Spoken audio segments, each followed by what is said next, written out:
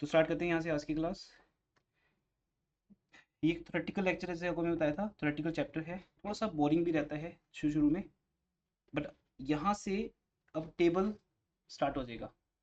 तो लेक्चर 3 पे हम पहुँच गए। लेक्चर 1 में दो टॉपिक थे, अगर याद होगा आपको।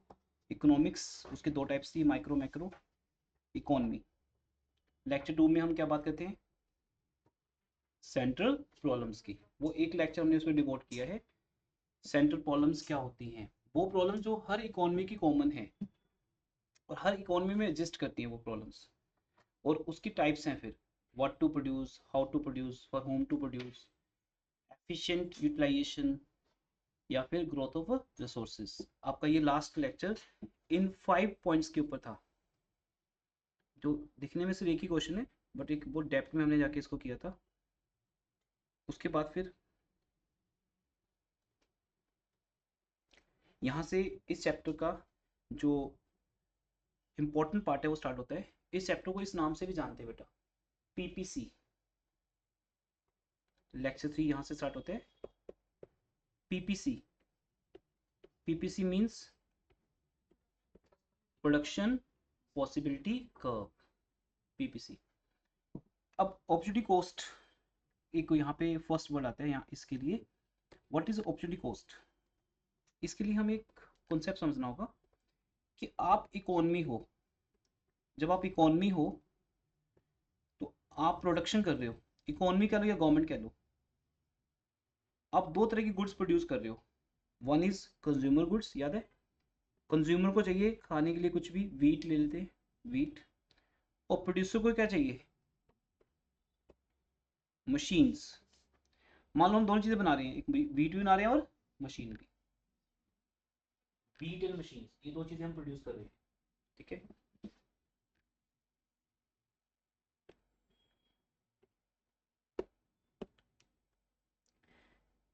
अगर मैं वीट बनाने में अपने सोर्सेज को यूज करूंगा, हमारे पास 4 सोर्सेज है बेटा, land, labour, capital and entrepreneurship. Entrepreneurship short लिख दिया एंटरप्रेन्योरशिप को, जिसको हम बोलते हैं मैनेजमेंट, कंपनी का नाम, जो कंपनी सब मैनेज करती है। अगर इन 4 रिसोर्सेज को आप यूज करते हो, 4 चीजों को, जैसे मैं यहाँ पे आपको टीच कर रहा हूँ, तो टीचिंग में ये सब यूज हो रहे हैं। ये लैंड है जहाँ पे हम खड़े हैं, इस क्लासरूम को क्या बोलेंगे, इट इज कॉल्ड पैसा, कैपिटल। इस क्लासरूम में पैसा लगा हुआ है, कैपिटल लगी हुई है। लैंड यहाँ पे दिख रही हो, मैं लेबर हूँ जो आपको टीच करता हूँ। और इंस्टीट्यूट जो इन 3 फैक्टर्स को मैनेज करती है, labour, man and money, capital, and land, capital and labour, इन तीनों को मैनेज करने के लिए एक फर्म होती है, बिजनेस होती है। वो बिजनेस, वो कंपनी इन तीनों को मैनेज करती है। मान लो हमारे इंडिया में ये 4 सोर्सेज हैं। अब हमने ऊपर क्या बात की थी कि हमारे पास ये रिसोर्सेज लिमिटेड हैं। अगर लिमिटेड हैं तो हमें इनको वेस्ट नहीं करना, हमें इनको फुली यूटिलाइज करना है और साथ में एफिशिएंट यूटिलाइज करना है। दो वर्ड्स होते हैं, फुली एंड एफिशिएंट, दो तरह से इसको यूज करना है। अगर फुली यूज करते हो तो इसका मतलब हम वेस्ट नहीं कर रहे, अगर एफिशिएंट यूज करते हो तो हम कम में ज्यादा कर रहे हैं, कम आउटपुट में ज्यादा आउटपुट ले रहे हैं। जैसे फ्लैट सिस्टम हो गया, तो फ्लैट सिस्टम में क्या हुआ, हम लैंड को यूज भी कर रहे हैं और फ्लैट्स पे फ्लैट्स बना के उसको हम यूटिलाइज कर रहे हैं प्रॉपर तरीके से, एफिशिएंटली। जो घर है, घर एफिशिएंट यूटिलाइजेशन नहीं है, क्योंकि वहां पे 2 फ्लोर है बस। जो फ्लैट सिस्टम है वो टेक्नोलॉजी को शो करता है। तो एक तो मान लो हमारे पास ये लैंड है, उस लैंड पे हर जगह हाउसेज बनने चाहिए, कोई भी जगह फालतू ना हो।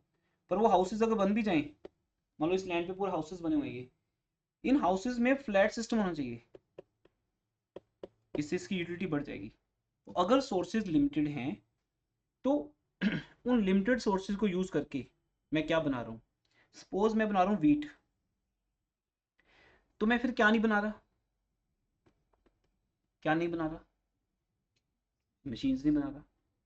तो मैं मशीन्स को क्या कर रहा हूँ, सेक्रीफाइस। जब हम कोई एक काम करते हैं ना, और ये ना आपकी लाइफ का एक बहुत ही इंपॉर्टेंट कंसेप्ट है, ये चैप्टर कहीं ना कहीं आपकी लाइफ से रिलेटेड है। जब हम एक चीज करते हैं ना लाइफ में कभी भी कोई, तो हम सेम टाइम पे दूसरी चीज को क्या करते हैं, सेक्रीफाइस, छोड़ते हैं उस चीज को हम। जैसे आज आपके पास ऑप्शन क्या थी, जैसे अभी हुए, अभी 5:30 हो गए, 5:30 to 7 आप और क्या कर सकते हैं लाइफ में। अगर आप इकोनॉमिक्स नहीं पढ़ते तो क्या था काम आपके पास, what do you have option. आप भी बोल सकते हो ऑनलाइन स्टूडेंट, जो जो भी ऑनलाइन है, क्या ऑप्शन है आपके पास। हम्म, सोना, रेस्ट मतलब एंजॉय, उसमें मूवी भी हो सकती है, सोना हो सकता है, कुछ भी यू, आप एंजॉयमेंट भी कर सकते हो। और वो तो एक पार्ट हो गया ना बेटा, वो तो एक पार्ट हो गया कि आपका एक पार्ट हो गया कि आप एंजॉय कर रहे हो, खेल रहे हो, एंजॉय कर रहे हो, वो भी सो रहे हो, वो भी एंजॉयमेंट है। दूसरा, ट्यूशन, हो सकता है इस टाइम पे आप कोई और ट्यूशन भी पढ़ सकते थे। थर्ड, आप होमवर्क कर सकते थे। लेकिन आपने जब इकोनॉमिक्स पढ़ने का डिसाइड किया तो आपने वो सेक्रीफाइस कर दिया, आपका वो वर्क क्या हो गया, सेक्रीफाइस। जब हम मशीन बनाते हैं तो मशीन बनाने के लिए हम वो लैंड यूज करते हैं जिस लैंड पे वीट भी बन सकता है। जब वीट बनाते हैं तो हम किसको सेक्रीफाइस करते हैं, मशीन्स को। तो व्हाट इज अपॉर्चुनिटी कॉस्ट, क्या है वो, ये कॉन्सेप्ट 1894 में आया था बेटा इकोनॉमिक्स के अंदर। और जो डिसीजन मेकिंग पे डिपेंड करता है, इसमें क्या होता है, इसमें मैंने कई तरह के मीनिंग लिखे हैं, आपको ऐसा जरूरी नहीं कि सारे लिखने हैं, आप इनमें से कोई भी एक मीनिंग लिख सकते हो। इन सब में बेस्ट पता है कौन सा मीनिंग है, देखिए,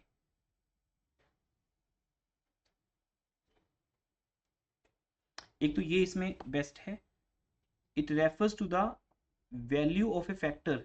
अब इस वर्ड को समझो, वैल्यू ऑफ फैक्टर क्या है। हमारे फैक्टर्स कौन से हैं, लैंड, चार है ना, उनमें से एक फैक्टर की बात करो, लैंड। इस लैंड की वैल्यू से, लेबर कैपिटल लैंड की वैल्यू, इसका दूसरा यूज क्या हो सकता है, उस फॉर्म में अगर हम देखें, जैसे आपके टाइम का दूसरा यूज क्या है, आपके पास फैक्टर क्या है, टाइम। जैसे मेरे पास लैंड है, स्टूडेंट के पास क्या है, टाइम। इस टाइम का नेक्स्ट बेस्ट ऑल्टरनेटिव यूज क्या हो सकता है। तो आपने बोला कि सर अगर मैं नहीं पढ़ता तो मैं सोता हूँ, मेरे पास दो यूज हैं, या तो मैं स्टडी करता हूँ या सो जाता हूँ। तो आपका दूसरा यूज है कि हम सर सोते हैं, फिर इतनी दोपहर में गर्मी में कौन आता है ट्यूशन पढ़, तो मैं तो आराम से घर बैठ के एसी चलाता और सो जाता, चिल करते। स्टडी करने के लिए तो हार्ड वर्क करना पड़ता है ना, इतनी गर्मी में आना पड़ता है। तो आपका दूसरा ऑप्शन ये है, स्टडी ना करके हम सो जाते, रेस्ट करते इस टाइम में। जो लोग घर बैठे वो यही तो कर रहे हैं, आराम से सो रहे हैं, कोई मूवी देख रहा होगा, कोई क्रिकेट देख रहा होगा, कोई क्रिकेट खेल रहा होगा, कोई होमवर्क कर रहा होगा। तो सबका एक यूज़ है टाइम का। दूसरा यूज़ क्या है, तो अपॉर्चुनिटी कॉस्ट क्या है, आपके एक फैक्टर का दूसरा यूज़ क्या है, नेक्स्ट वन, कि अगर अपने अगर उस लैंड को आप वीट में यूज़ ना करते तो फिर आप क्या बनाते, फिर कोई तो यूज़ होगा आपका। तो वो नेक्स्ट बेस्ट ऑल्टरनेटिव यूज़ है अपॉर्चुनिटी कॉस्ट। अगर सपोज अमिताभ बच्चन को जानते हो क्या आप, अमिताभ बच्चन आपको नहीं जानता होगा लेकिन आप उनको जानते हो, है ना, वो एक स्टार है तो उनको जानते हैं हम सब कि अमिताभ बच्चन किसकी बात हो रही है। अगर अमिताभ बच्चन एक्टर ना होते तो फिर उनका दिमाग, टाइम, नॉलेज, एवरीथिंग किस में यूज होता, फिर वो क्या होते, तो वो कहते हैं सर मैं पोइट होता। अगर मैंने उनकी बायोग्राफी पढ़ी, वो कहते हैं अगर मैं एक्टर ना होता तो पोइट बन जाता। उनके फादर भी पोइट थे, उनकी पोइट्रियाँ पढ़ते भी हैं, कई बार हिंदी में आती हैं। तो अमिताभ बच्चन एक्टर ना बनकर क्या बन सकते थे, पोइट। कहते फिर मुझे पोइट्री अच्छी लगती है, तो इट मीन उनका नेक्स्ट यूज ये, उन्होंने ये नहीं बोला कि मैं क्रिकेटर होता, अगर मैं एक्टर ना होता तो मैं बैट्समैन होता। क्योंकि हर किसी का दूसरा यूज वो नहीं है, ऐसा थोड़ी कि आप अगर स्टूडेंट नहीं होगे तो विराट कोहली बन जाओगे। आपकी आपकी एनर्जी का दूसरा नाम वो नहीं हो सकता। हर कोई हर काम नहीं कर सकता, आपका एक इंटरेस्ट होता है, तो आपका नेक्स्ट इंटरेस्ट क्या होता, अगर आप ये ना करते तो फिर वो करते। तो इसलिए आप जो काम कर रहे हो, फॉर एग्जाम्पल आप वीट बना रहे हो, वीट बनाने की अपॉर्चुनिटी कॉस्ट क्या है, ओसी बोलते हैं इसको, अपॉर्चुनिटी कॉस्ट। वो क्या है, मशीन्स यू लॉस्ट, जो मशीन आपने नहीं बनाई, तो आज इकोनॉमिक्स पढ़ने की अपॉर्चुनिटी कॉस्ट क्या है? वो रेस्ट जो आपने नहीं किया। होता है ना, हर एक चीज की कीमत होती है, एक बोलते हैं डायलॉग्स होते हैं ये, हर चीज की कीमत होती है, वैल्यू होती है। अगर तुम यहाँ बैठे हो तो आपने एक प्राइस पे किया है। ट्यूशन फीस की बात नहीं हो रही, ट्यूशन फीस तो आप इकोनॉमिक्स पढ़ने के लिए दे ही रहे हो, पर एक और चीज आप सफर कर रहे हो, वो क्या?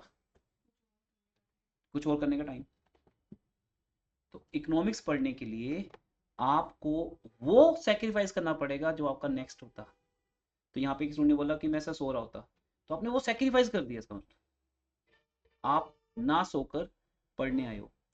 तो इकोनॉमिक्स पढ़ने की अपॉर्चुनिटी क्या है? आपका वो रेस्ट जो आपने क्या किया, सेक्रीफाइस किया। इकोनॉमिक्स पढ़ने के लिए क्या किया? इकोनॉमिक्स की फीस दी, वो बात नहीं हो रही, वो उसकी प्रोडक्शन कॉस्ट है, वो उसको बनाने की कॉस्ट है। तो अपॉर्चुनिटी का मतलब क्या है? अपॉर्चुनिटी, एक अपॉर्चुनिटी आपने छोड़ दी। जैसे आप 10th के बाद कॉमर्स कर रहे हो, तो अगर ऐसा बोला कॉमर्स करने की अपॉर्चुनिटी कॉस्ट क्या है, बताओ? साइंस को सेक्रीफाइस करना। आप डॉक्टर ही बन सकते थे, आपने डॉक्टर बनना सेक्रीफाइस किया। आपने देखा कि मेरे जो फैक्टर्स हैं, वो फैक्टर्स दो चीज़ों में अलाउ करते हैं, एक कॉमर्स, एक मेडिकल। मान लो कोई स्टूडेंट दो चीज़ें कर सकता है, तो कॉमर्स करके आप क्या सेक्रीफाइस कर रहे हो? मेडिकल को। और जो स्टूडेंट मेडिकल कर रहे हैं वो कॉमर्स को सेक्रीफाइस कर रहे हैं। बट हो सकता है आपका ऐसा ना हो, अब हो सकता नहीं सर मेडिकल नहीं, नॉन मेडिकल। पहले मैं नॉन मेडिकल सोच रहा था, फिर मैंने नॉन मेडिकल छोड़ के कॉमर्स ले ली। ये बोलते हो ना आप, इट मीन्स आपकी कॉमर्स करने की अपॉर्चुनिटी कॉस्ट क्या है? That you have sacrifice. अब कॉमर्स करने के लिए आपको पढ़ना पड़ेगा, पैसे देने पड़ेंगे, ट्यूशन, स्कूल, बुक्स, वो अलग बात नहीं हो रही। एक चीज को करने के लिए दूसरी चीज हम क्या करते हैं? सेक्रीफाइस करते हैं। That is called opportunity cost of doing one commodity, one thing. तो that is called opportunity cost of one factor in terms of next best opportunity use. एक तो ये कर सकते हो आप, दूसरा आप ये भी याद कर सकते हो, कोई भी एक लिखना है, सब नहीं लिखने, सबका मीनिंग सेम है। It is the cost of producing quantity, not in terms of money, money नहीं, yes, in terms of another output। ये चैप्टर में बहुत डीपली जाना पड़ता है, रिलेट करना पड़ता है, इसलिए ये बहुत अलग चैप्टर है। बोलो। थोड़ा सा वैसे सिमिलर है कि जैसे सैमसंग का एसी और या फ्रिज और नहीं, यहाँ बात प्रोड्यूसर की हो रही है बेटा, यहाँ कंज्यूमर की बात नहीं हो रही। मैं आपको अभी एग्जाम्पल में जाएंगे, एक मिनट बस दो मुझे, फिर हम एग्जाम्पल में जाएंगे ना, वहां से समझ आएगा। Object cost is the cost of producing one commodity in terms of the output of another commodity you lost. ठीक है, आपको मैं एग्जाम्पल समझाता हूँ, ये जो मैंने यहाँ एग्जाम्पल लिखी है हम उसकी बात करते हैं। सपोज, अभी पढ़ना मत वहाँ पे, सपोज आप एक फार्मर हो, यू आर ए फार्मर, और आपके पास फार्म है, फार्मर के पास तो ये लैंड होती है। आप एक फार्मर हो, गांव में आपके पास एक लैंड है, एक विलेज के अंदर, और वहाँ उस लैंड पे दो चीज़ें बन सकती हैं, एक राइस और एक वीट।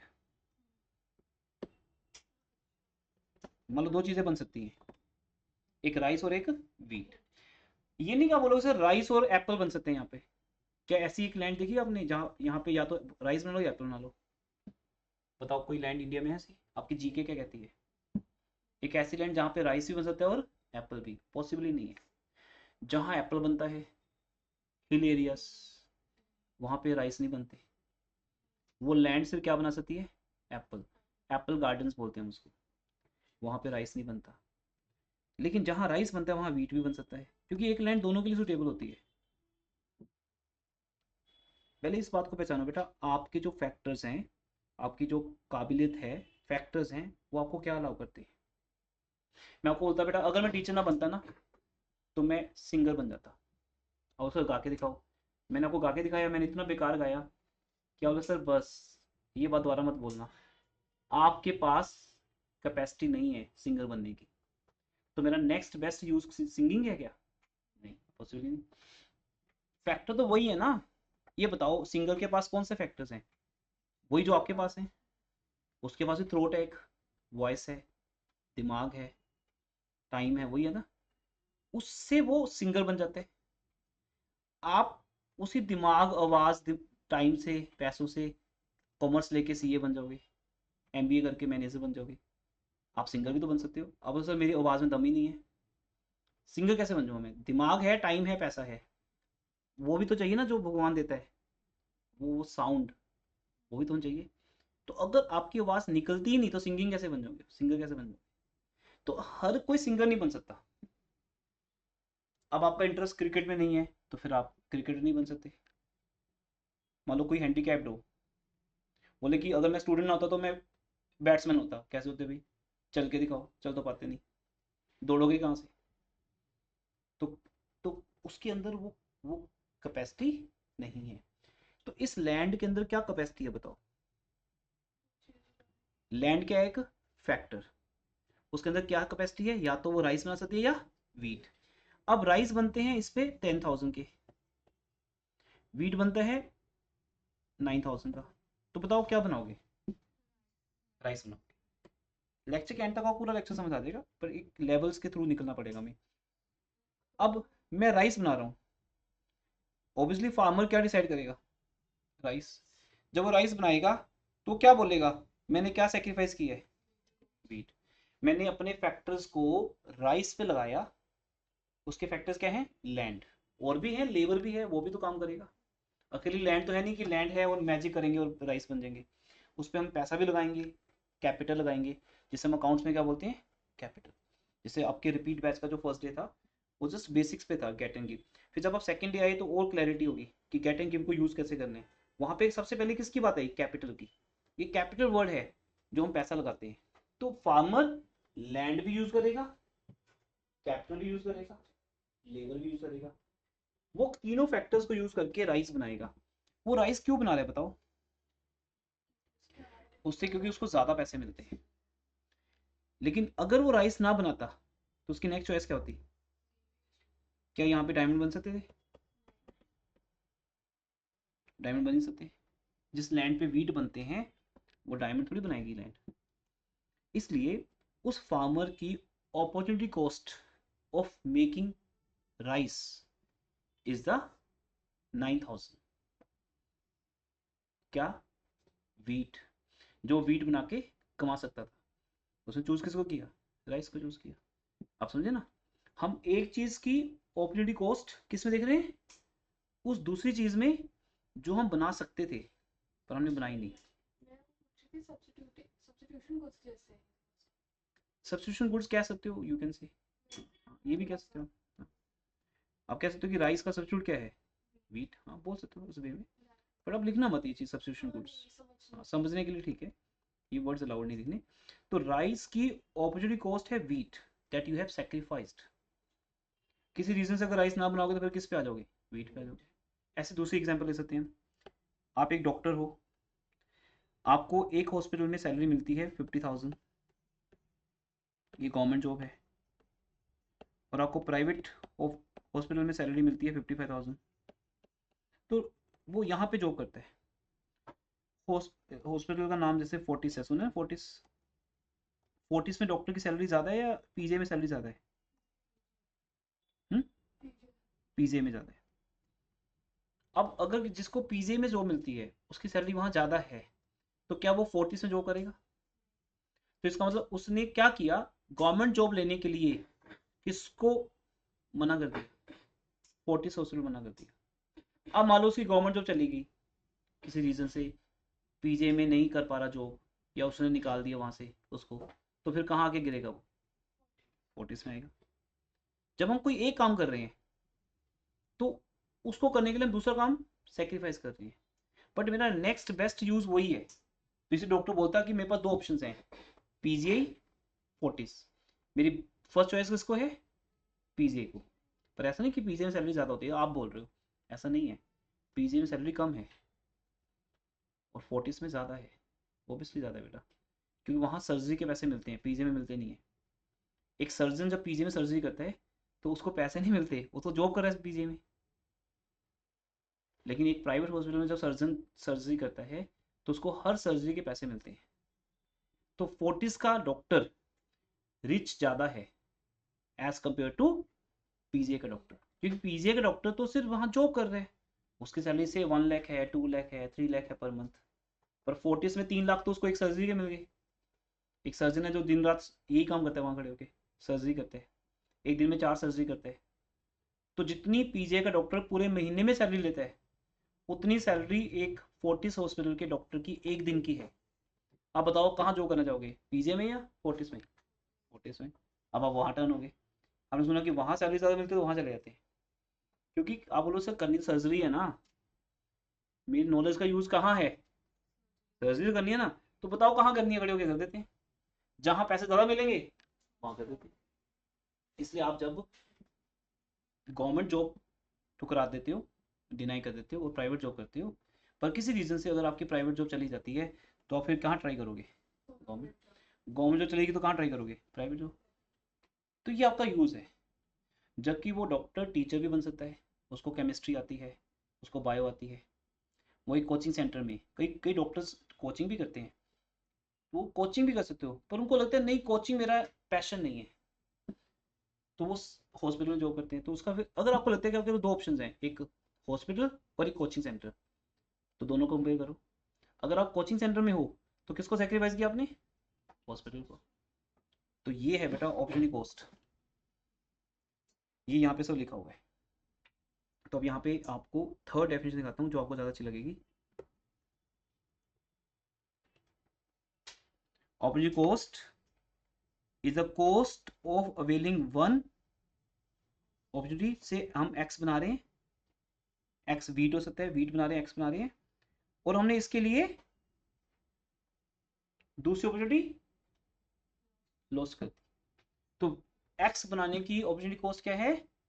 वाई, जो आप सेक्रीफाइस करते हो, ये कॉन्सेप्ट चलेगा। और वाई बनाने की अपॉर्चुनिटी कॉस्ट क्या होगी? एक्स, क्योंकि एक बंदा या तो एक्स बना सकता है या वाई, उससे दो काम आते करने।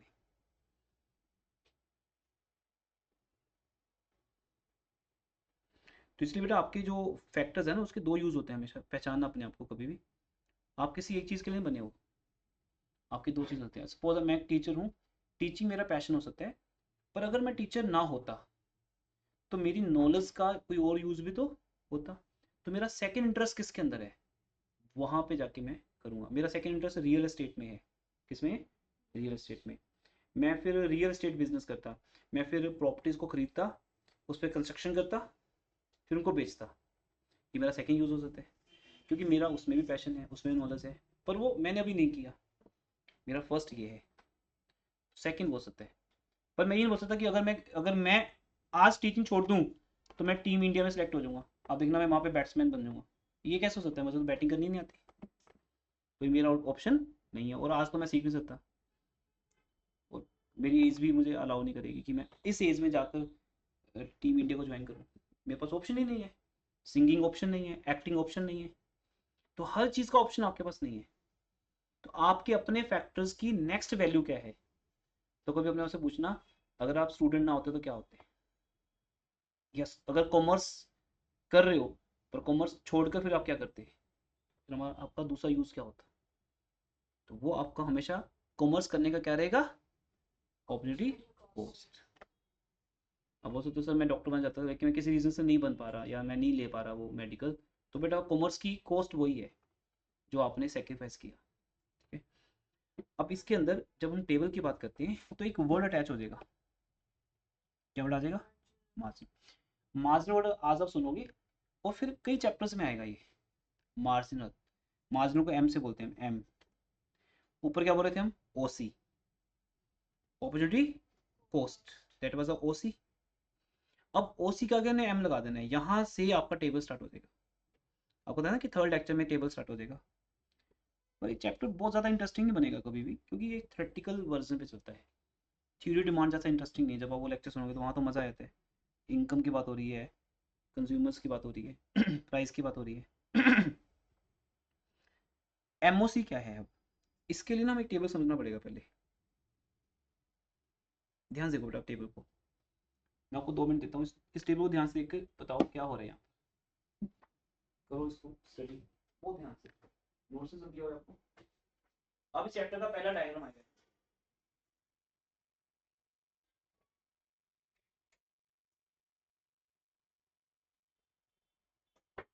देखो बेटा स्टडी तो करो।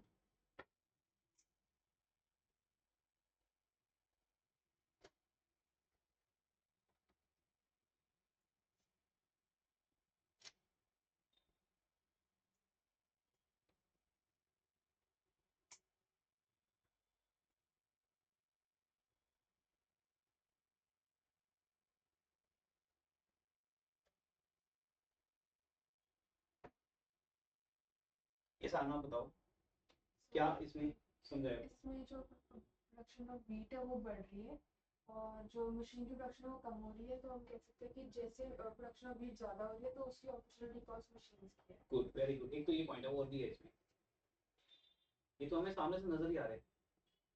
और क्या ऑब्जर्व कर रहे हो?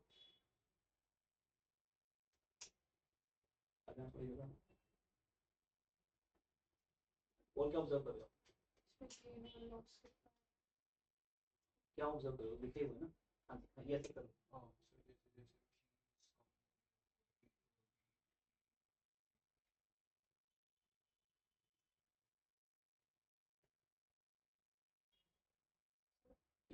कितने से कम हो रहा है प्रोडक्शन? कितने से हो रहा है बताओ? पहले तो 1 से हो रहा था, फिर मतलब जितना उससे कम हुआ है उतना ही बढ़ रहा है। एग्जैक्टली ये दो चीजें बेटा यहाँ पे स्टडी कर रहे हैं हम। एक ये यहाँ लिख लेना, यहाँ लिखा गया था।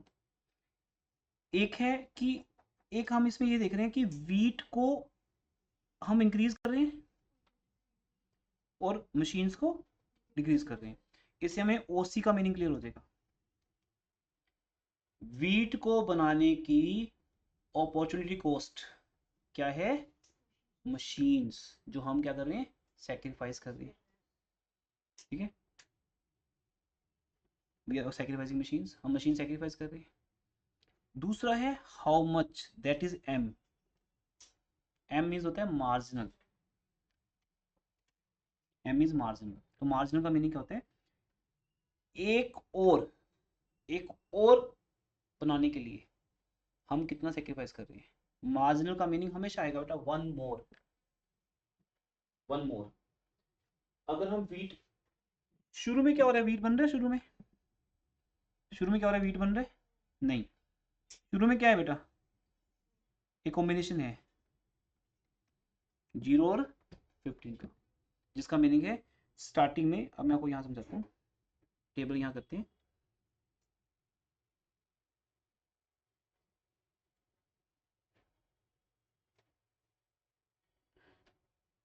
अकाउंट्स को मैंने जहाँ ड्रॉप किया था ये नोट कर लिया था आपने? ठीक है, पेज को सेव नहीं कर रहा मैं उसको।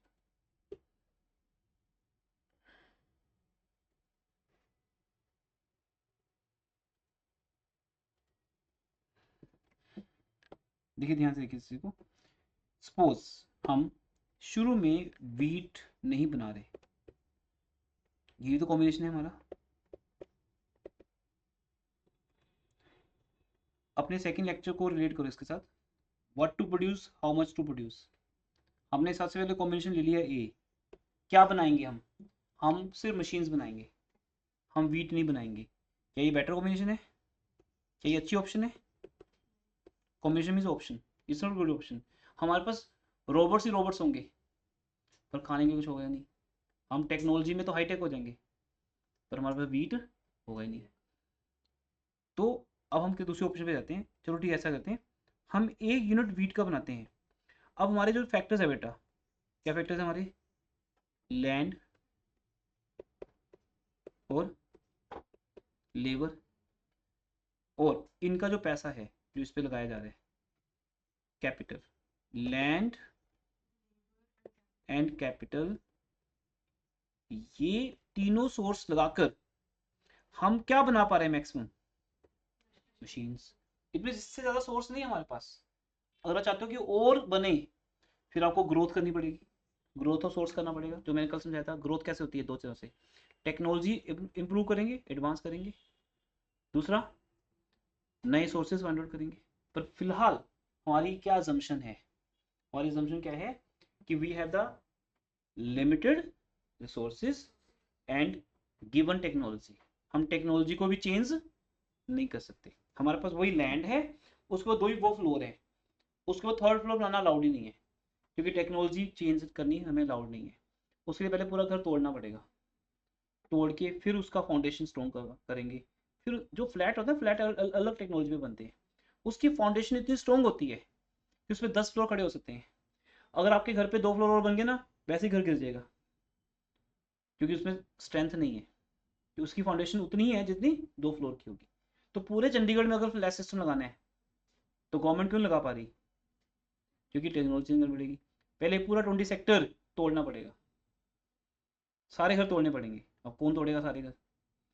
फिर दोबारा बनेंगे सारे घर, फिर नीचे बेसमेंट से शुरू हो जाएगा सिस्टम, फाउंडेशन से मतलब। फिर वहां फ्लोर, अब यहाँ इसके ऊपर एक फ्लोर बन सकता है, जैसे मैंने लास्ट क्लास में कहा था। अब अगर बनेगा तो ये पहले टूटेंगे सारे, इनके अंदर फिर फाउंडेशन स्ट्रॉन्ग आएगी, फिर बन सकते हैं। तो दैट्स वाई ये हमारी लिमिटेशन है कि हम टेक्नोलॉजी को चेंज नहीं कर सकते और नया कोई सेक्टर ढूंढ नहीं सकते।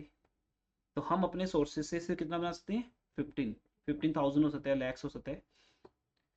लेकिन अब हम क्या करेंगे? अब मैं लैंड और कैपिटल की बात नहीं कर रहा, कुछ फैक्टर फिक्स होते हैं बेटा, फिक्स, जिन्हें हम ट्रांसफर नहीं कर सकते। अब मैं क्या कर रहा हूँ, लैंड वही है, मैं अपने लेबर को मशीन से हटा के किस पे लगा रहा हूँ? वीट पे। लेबर को बोल दिया मशीन नहीं बनेगी, क्या बनेगा? वीट। अब यहाँ फिर एक अजम्पशन काम करेगी, वो अजम्पशन क्या बोलेगी? सुनते रहना, ये लेक्चर मेन है, इसके थ्रू बाकी सारे क्वेश्चन कन्वर्ट होंगे। हम अपनी लेबर को शिफ्ट करेंगे मशीन से वीट के ऊपर।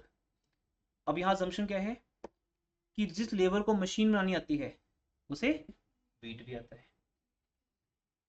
मैं आपको अभी एक बात बोलता हूँ, अगर मैं इकोनॉमिक्स नहीं पढ़ा रहा था यहाँ पे ना, तो मैं केमिस्ट्री पढ़ाता, पॉसिबल ही नहीं है। मेरे पास वो नॉलेज ही नहीं कि मैं केमिस्ट्री टीच कर सकूँ। मैं केमिस्ट्री पढ़ा ही नहीं तो पढ़ाऊंगा कैसे? तो हम एज्यूम कर लेते हैं कि लेबर के पास दोनों नॉलेज है, वीट भी और मशीन भी। अब जब मशीन पे लगाएंगे, सॉरी मशीन से हटा के वीट पे लगाएंगे, तो मशीन्स कम हो जाएंगी। मान लो मशीन 1000 कम होगी, 1000 कम होगी, मशीन कितनी देगी? 14।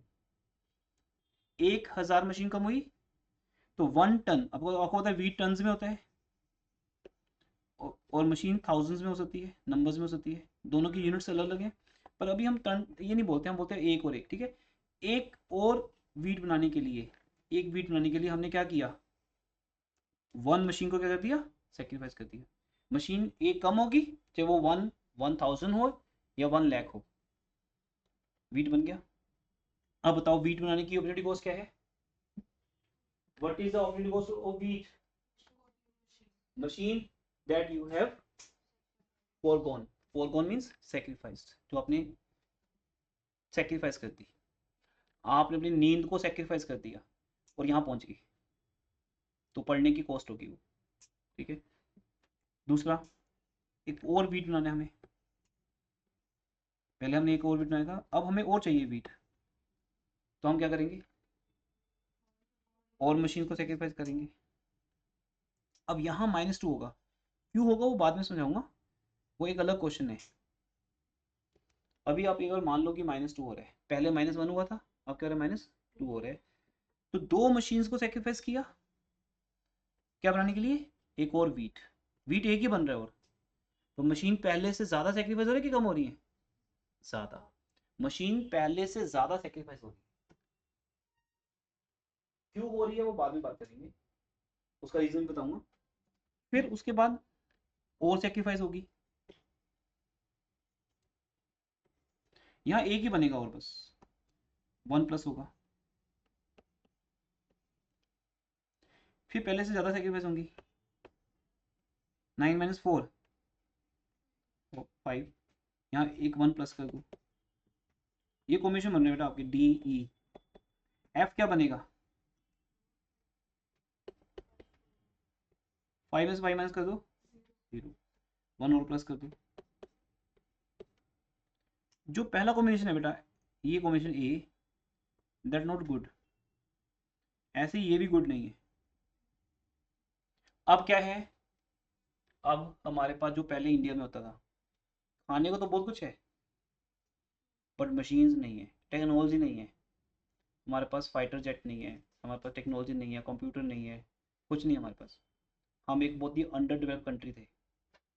अगर आप अर्लियर में जाओगे ना 1970 80 90, तब जो वॉर होती थी पाकिस्तान से, हमारे पास कुछ होता ही नहीं था। ये तो सिर्फ हमारी मैन पावर थी, एक वो था, एक पेट्रियटिज्म था कि हम अपनी कंट्री के लिए मरने को तैयार थे। इसलिए हमने विनिंग की पाकिस्तान के अगेंस्ट।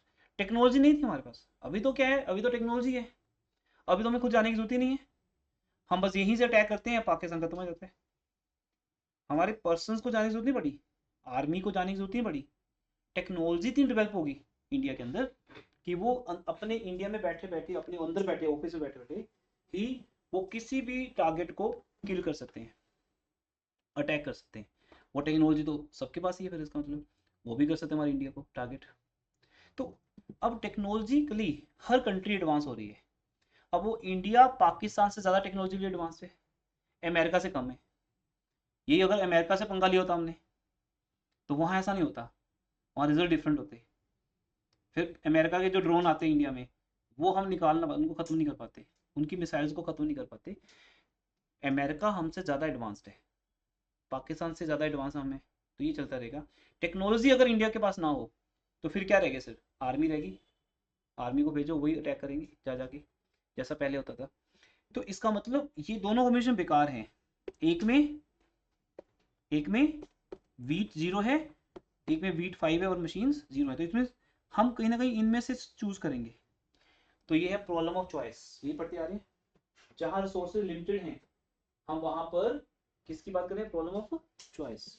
पर ऐसा पॉसिबल है क्या? ये देखो, वीट 1 से 2 हो गया, मशीन 14 से 18 होगी, क्या ये पॉसिबल है? 18 सॉरी,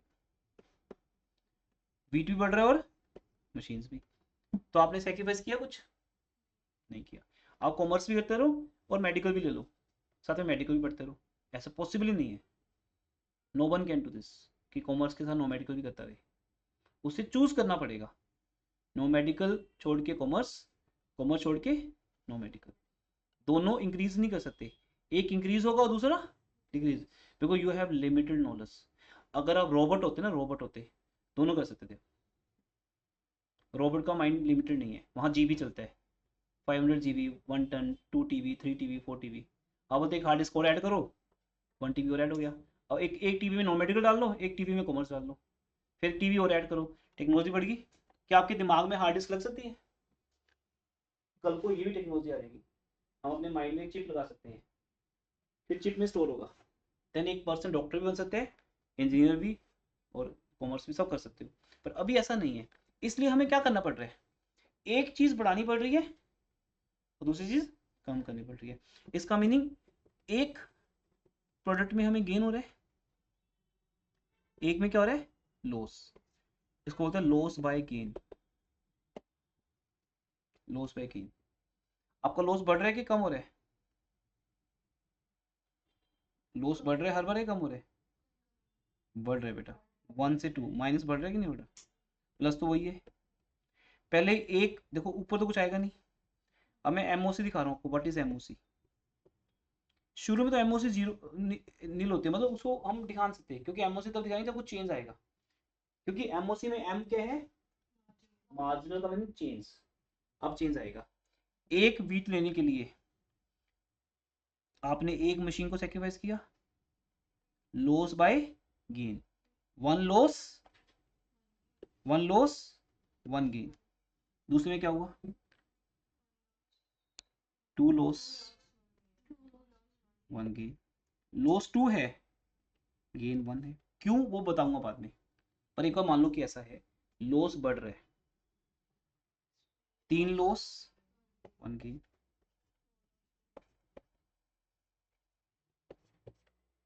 तो बताओ हमारा एमओसी इंक्रीजिंग है कि डिक्रीजिंग है?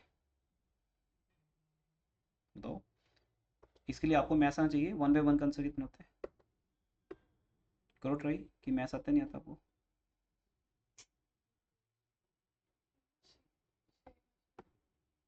1 बाय 1 कितना होता है? 1 बाय 1 कितना सा आएगा? 1 आएगा। 2 बाय 1 कितना आएगा? तो आपका लॉस बढ़ रहा है कि या या कम हो रहा है, बढ़ रहा है, इसको बोलते हैं इंक्रीजिंग एमओसी। हमारी एमओसी हर बार क्या हो रही है, इंक्रीज हो रही है, increasing MOC. Every time loss बढ़ रहा है, क्योंकि पहली रेशो बन रही है, ऐसे हम रेशो भी बोल सकते हैं ना, ऐसे 1:1। लॉस बाय गेन एक रेशो होगी, एक फॉर्मूला बेटा ये loss by gain. Basically MOC एक रेशो है, loss by gain, 1:1, 1:1, then 2:1, 3:1, 4:1, 5:1। This is called increasing MOC. अब इसको डिफाइन कैसे करोगे, सुनो, to increase one more unit of wheat, more and more units of machines have been sacrificed। और हर बार वो more and more पहले से क्या है, ज्यादा है, more than earlier, पहले से ज्यादा सेक्रीफाइस करना पड़ रहा है। उसका एक रीजन है, उसके पीछे एक लॉ आएगा, वो लॉ समझाऊंगा बाद में। एक रीजन आएगा कि हम ज्यादा सेक्रीफाइस क्यों कर रहे हैं। To produce one more unit of wheat, units of machines have been sacrificed more than earlier, पहले से ज्यादा। सो हमारा एमओसी क्या है, इंक्रीजिंग एमओसी। क्या है ये, इंक्रीजिंग एमओसी, जिसका formula loss by gain.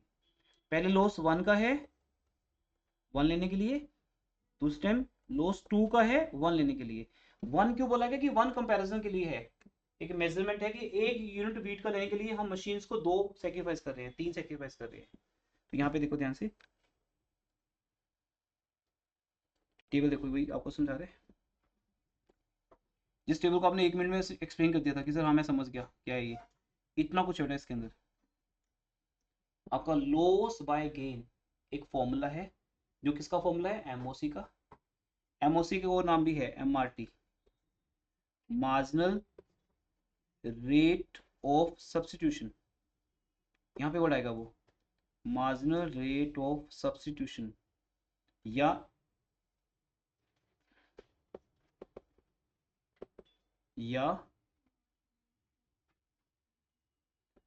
Transmission, MRT, transfer, marginal rate of transmission, transfer. हम क्या कर रहे हैं, हम लेबर को ट्रांसफर कर रहे हैं, लैंड को ट्रांसफर कर रहे हैं किसके ऊपर, व्हीट पे, और सेक्रीफाइस क्या कर रहे हैं, मशीन। तो किस रेट पे सेक्रीफाइस कर रहे हैं, इंक्रीजिंग रेट पे या डिमिनिशिंग रेट पे, इंक्रीजिंग रेट पे।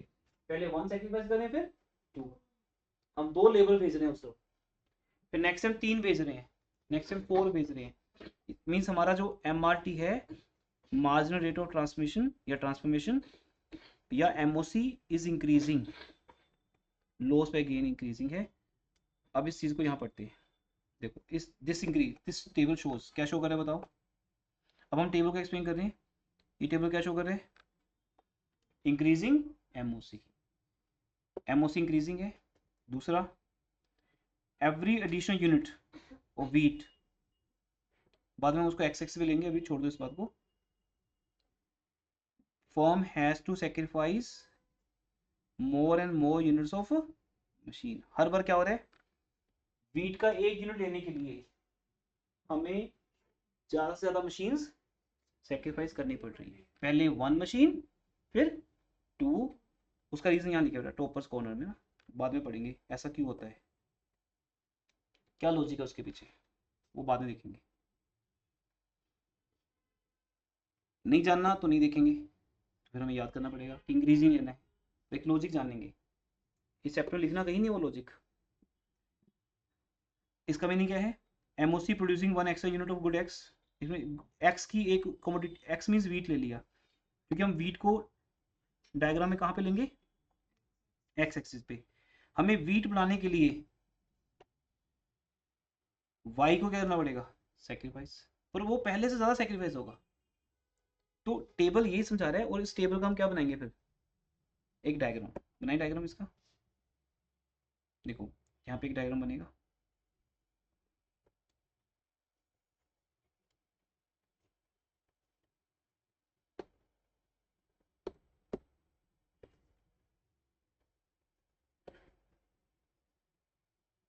वीट को लेंगे एक्स एक्सिस पे,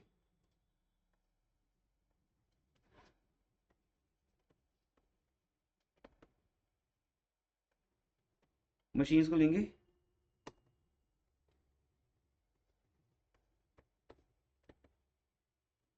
वाई एक्सिस पे। अब वीट क्या है 0 से लेकर 5 तक, तो मेजर करो 1 2 3 4 5, बनाओ साथ साथ में, नोट्स के ऊपर नहीं, ये आपका होमवर्क होता है।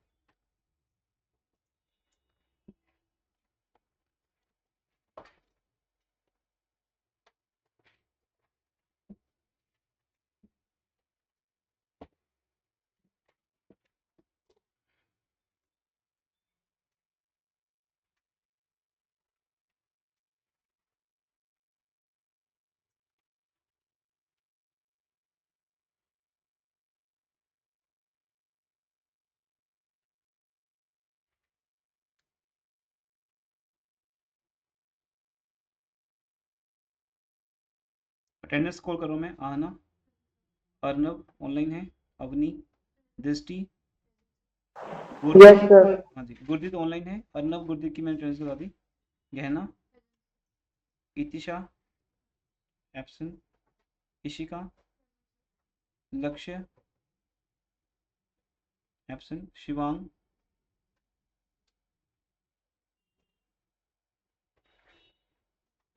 आर्यन, अनीश, वसलीम,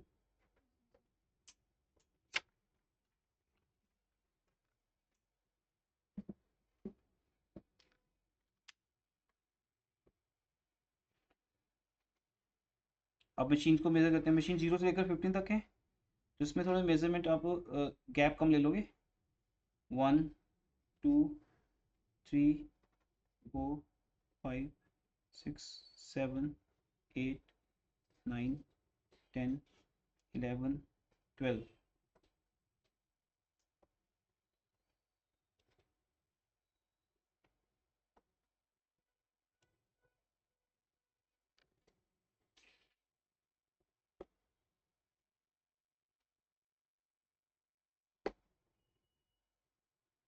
थर्टीन 14 15, लिख दो यहाँ पे 1 2 3 4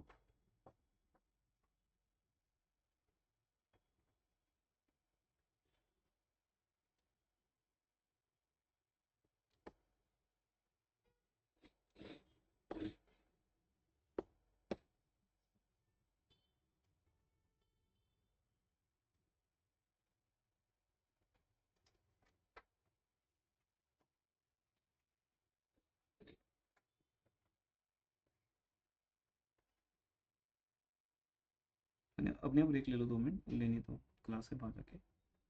अब यहाँ पे वीट और मशीन्स है,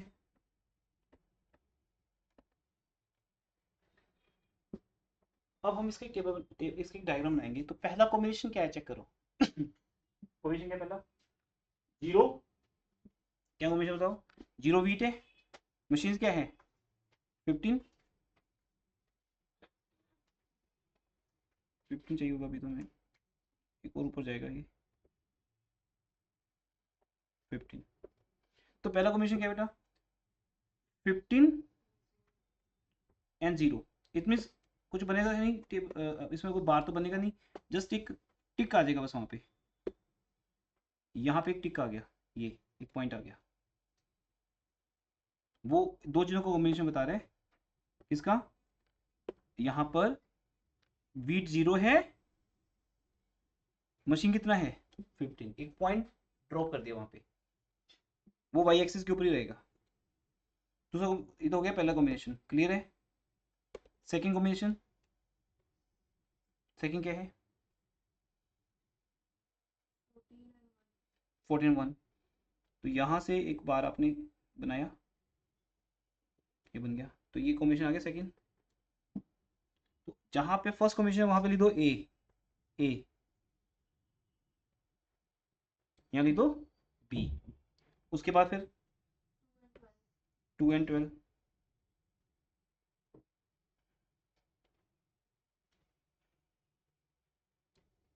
स्केल से बनाओगे तो और बेटर बनेगा, इसलिए डायग्राम नोट्स पे बनाना अलाउड नहीं यहाँ पे। घर पे आप एज ए प्रैक्टिस इसको बनाओगे स्केल पेंसिल से प्रॉपर तरीके से।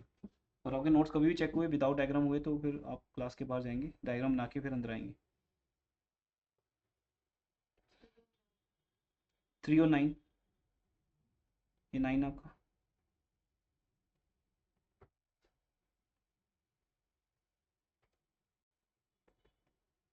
अब जो हम कर रहे हैं ये इंपॉर्टेंट नहीं है, जो इसके बेस पे आगे क्वेश्चन बनेंगे वो इंपॉर्टेंट है, जहाँ से हमारा ये टेबल डायग्राम स्टार्ट हो गया।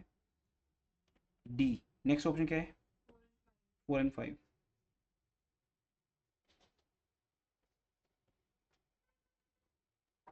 ई, 5 and 0। अब 5 and 0 तो यहाँ बनेगा। अब बनाओ पहले इतना, फिर इन पॉइंट्स को ज्वाइन करो, हैंड रिटन। बनाओ।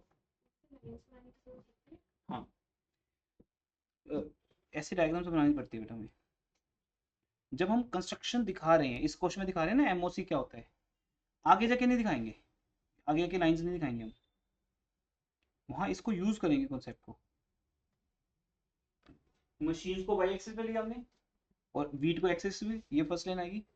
And by joining all these points, check करें क्या बनता है फिर।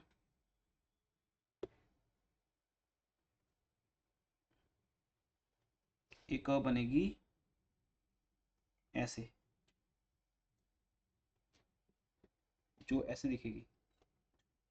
This curve is called PPC. PPC, production possibility curve.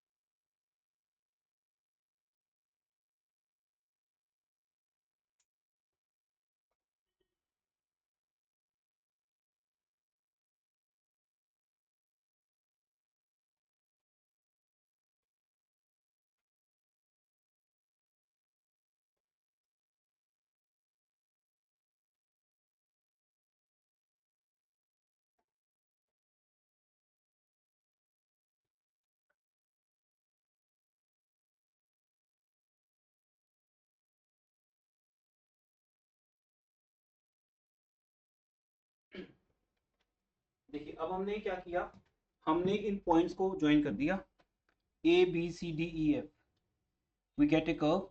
इस कर्व का नाम है प्रोडक्शन पॉसिबिलिटी कर्व। अब हम दो टॉपिक्स की बात कर रहे हैं, ध्यान दीजिए इस बात पे। एक तो एमओसी, एमओसी जस्ट एक रेट है,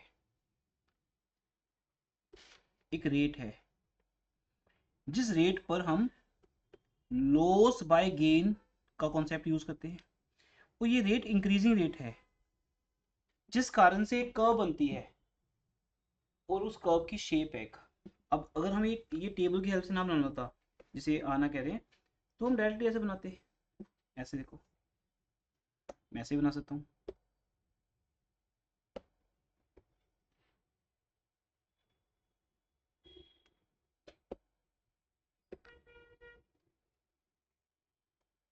आगे से हम ऐसे बनाया करेंगे।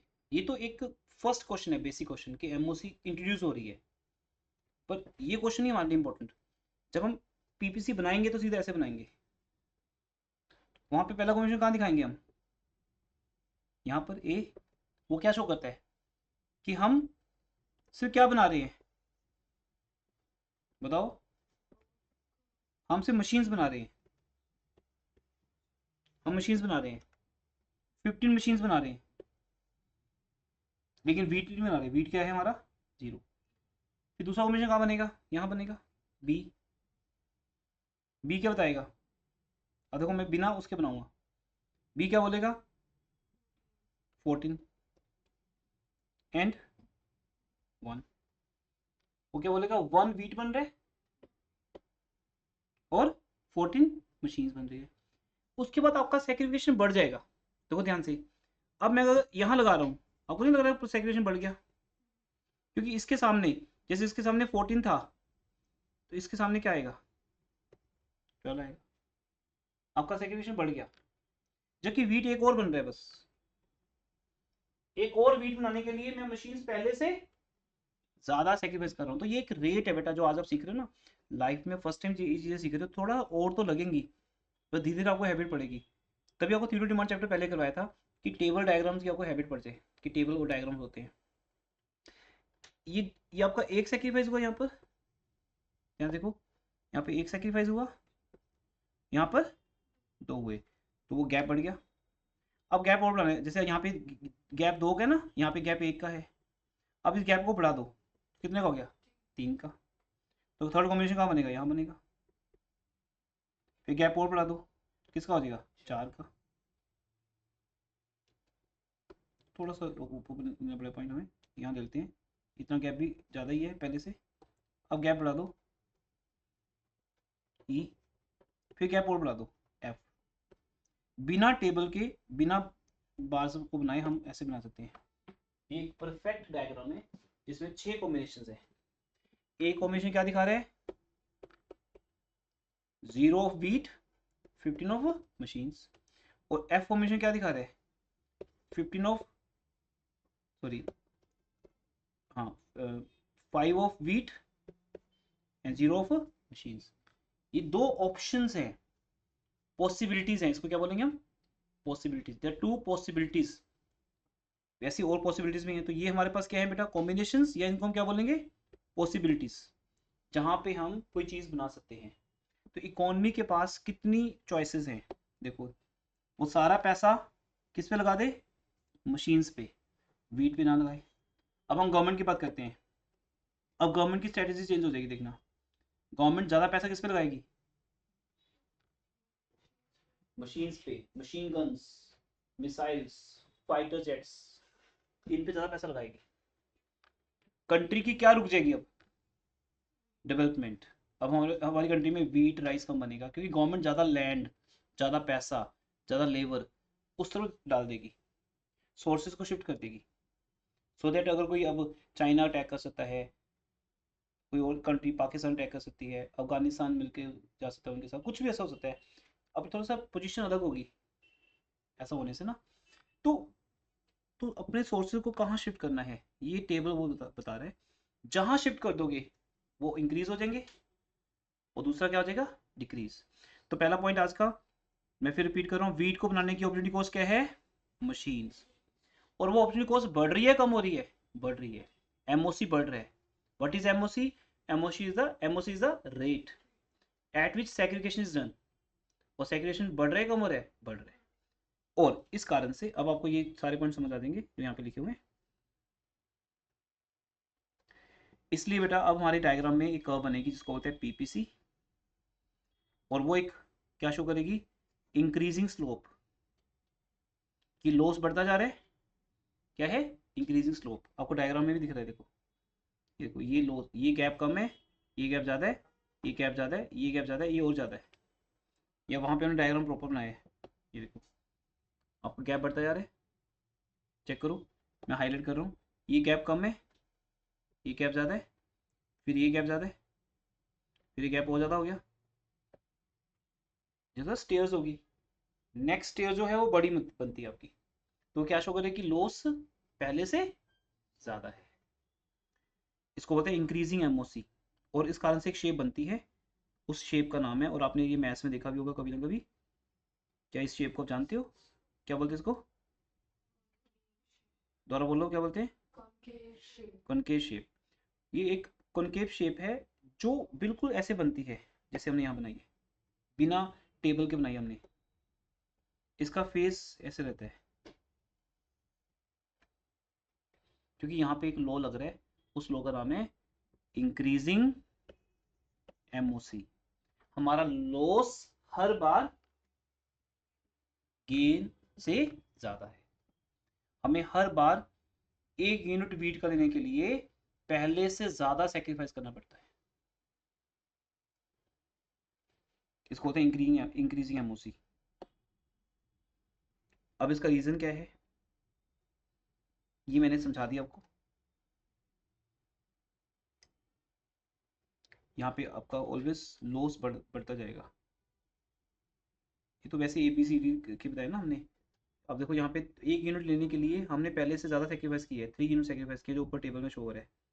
लॉस ज़्यादा है तो MOC क्या है या MRT क्या है। अब मेन बात सामने आ गई बेटा, जब हम इस टॉपिक पे पहुंचते हैं। देखो हमें तीन टॉपिक्स लगे यहाँ तक पहुंचने में। अब चैप्टर स्टार्ट हुआ है, तो अभी तक जितना मैंने करवाया है उसमें से एग्जाम में कुछ नहीं आएगा। ये बेसिक्स है हमारे। अब हम एक कर्व पे पहुंचे हैं जो इस चैप्टर की मेन कर्व है, जिसकी पहचान है इस चैप्टर की, जो PPC। PPC का स्लोप क्या है? PPC स्लोप है MRT या MOC। MRT का meaning marginal rate of transformation. ये इसलिए इस PPC का नाम है एक प्रोडक्शन पॉसिबिलिटी कर्व भी बोलते हैं इसको, ट्रांसफॉर्मेशन कर्व भी बोलते हैं, बाउंड्री भी बोलते हैं, फ्रंटियर भी बोलते हैं। फ्रंटियर समझते हो ना, जैसे इंडिया की LOC है, एक फ्रंटियर है। मान लो इंडिया यहाँ तक है, आपको इसके आगे नहीं जाना, इसके आगे कोई और कंट्री है, तो हमारी एक पॉसिबिलिटी बन गई। हम क्या बना सकते हैं? हम ABCDEF कुछ भी बना सकते हैं। क्या बेटा आप ये बना सकते हो H? क्यों नहीं बना सकते? क्योंकि ये आपकी कैपेसिटी से बाहर है, क्योंकि आपके जो सोर्सेज हैं उससे आप ये, इसका मतलब ये हो जाएगा, इसका मतलब आप मान लो ये 7 या 8 ले लेते, 7 ले लेते चलो, मान लो ये 7 है या 6 है, इसका मतलब आप वीट बना रहे हो 6 और मशीन्स बना रहे हो 14। ये पॉसिबल ही नहीं है, क्योंकि ये जो कॉम्बिनेशन है ना वो हमारी PPC के बाहर है। तो PPC क्या होगी? एक फ्रंटियर, एक बाउंड्री, उसके बाहर हम नहीं जा सकते। आप कभी क्रिकेट मैच देखते हो? जब ऐसे क्रिकेट मैच चल रहा होता है, यहाँ पे विकेट्स लगी होती हैं, यहाँ पे विकेट्स लगी होती हैं, जो भी है, यहाँ पे इस बीच में बॉलिंग बैटिंग होती है, और यहाँ तक जाना अलाउड है एक किसी फील्डर को। अगर बॉल यहाँ गिरती है तो एक पर्सन यहाँ जाके कैच नहीं ले सकता, पता है ना आपको। वो इस बाउंड्री से आगे नहीं जा सकता, उसको जब भी कैच पकड़ना है वो इसके अंदर अंदर होना चाहिए, इसके बाहर जाना अलाउड नहीं है। तो हमारी जो PPC है ना वो एक बाउंड्री बन गई, इसके बाहर हम जा ही नहीं सकते। हम प्रोडक्शन कितनी कर सकते हैं? या तो हम A पे कर सकते हैं, B पे, C पे, या आप यहाँ कर सकते हो, U पे कर सकते हो। क्या हम कम बना सकते हैं? कम तो बना ही सकते हैं। जितनी हमारी कैपेसिटी है, क्या उससे एक्चुअल जब कॉन्सेप्ट आएगा ना आपको बड़ा मजा आएगा उसमें। अब 3 लेक्चर्स होने के बाद जाके कॉन्सेप्ट इंटरेस्टिंग बनेगा आपके लिए। अब क्या हम यू बना सकते हैं? बना सकते हैं। हम U से C पे भी जा सकते हैं, D पे भी जा सकते हैं, बट हम C से H पे जा सकते हैं। जितने सोर्सेज आपके पास हैं आप उन सबको यूज करके मैक्सिमम क्या बना सकते हो? या तो A या B या C या D, लेकिन कम तो बना सकते हो। अगर आप एक दिन में 12 घंटे पढ़ सकते हो मैक्सिमम, और उससे इससे टाइम नहीं है, इसके बाकी का टाइम तो ऐसे निकल जाता है सोने में, रेडी होने में, स्कूल जाने में, या ऐसी, मतलब 12 घंटे बैठ के पढ़ सकते हैं हम घर में। अगर ऐसा करो तो क्या आप 2 घंटे पढ़ सकते हो? और तो ये तो करते ही हैं, रोज ही करते हैं। हम 12 घंटे में से 2 ही घंटे पढ़ते हैं, फिर 10 घंटे क्या करते हो? ये मतलब सोते हैं, वो तो मैं निकाल दिया। 24 घंटे में से आप 7-8 घंटे सोते हो, 2 घंटे निकाल देते हैं तैयार होने के लिए, बाकी रह गए कितने? 14। 2 घंटे चलो और निकाल देते हैं एक्स्ट्रा चीज़ों के लिए, बाकी 12 घंटे तो पढ़ो। और तो 12 घंटे कहाँ पढ़ते हैं? 12 घंटे तो एग्जाम्स में पढ़ते हैं। ये हमारी फुल कैपेसिटी है। एक स्टूडेंट की फुल कैपेसिटी 12 या 14 घंटे है एग्जाम में पढ़ने की। एग्जाम में सोते तो हैं ही, हम खाते पीते भी हैं, तो वो टाइम तो वहाँ भी है, वो तो सेम रहता है।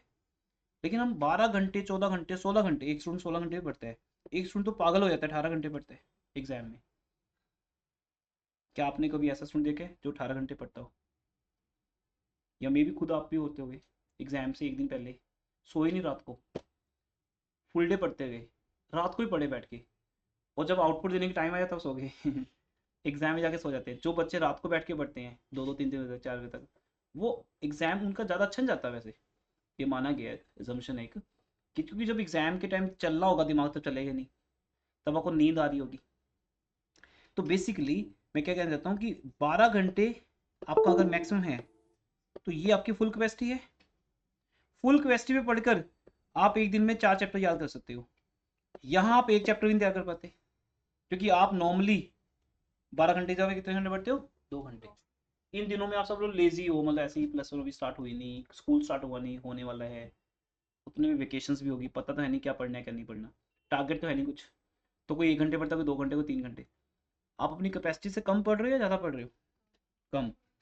तो बेसिकली बेटा पीपीसी क्या बताती है, जो यहाँ पढ़ेगा, यहाँ पे खड़े होके बता रहे कुछ, वो क्या शो कर रहा है?